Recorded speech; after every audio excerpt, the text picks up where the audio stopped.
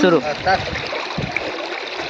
नमस्कार सर्व येवला तालुक्यातील नागरिकांना मी जाहीर आव्हान करतो की काल सायंकाळपासून आपल्या येवला तालुक्यामध्ये मुसळधार ते अतिमुसळधार पर्जन्यवृष्टी होत आहे.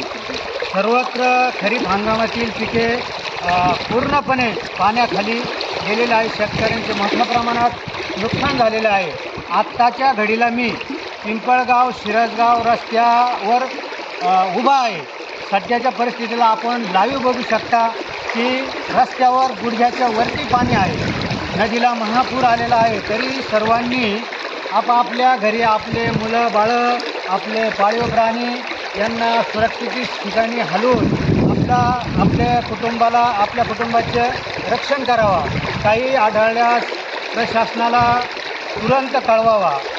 आम्ही स्वाभिमानी शेतकरी संघटनेच्या वतीनं सर्वांना जाहीर आवाहन करतो की काही आपल्याला अडचण आल्यास स्वाभिमानी शेतकरी संघटनेच्या कार्यकर्त्याशी व माझ्याशी संपर्क साधावा. आम्ही आपल्या मदतीस तत्पर हजर राहून आपल्याला मदत करू. धन्यवाद.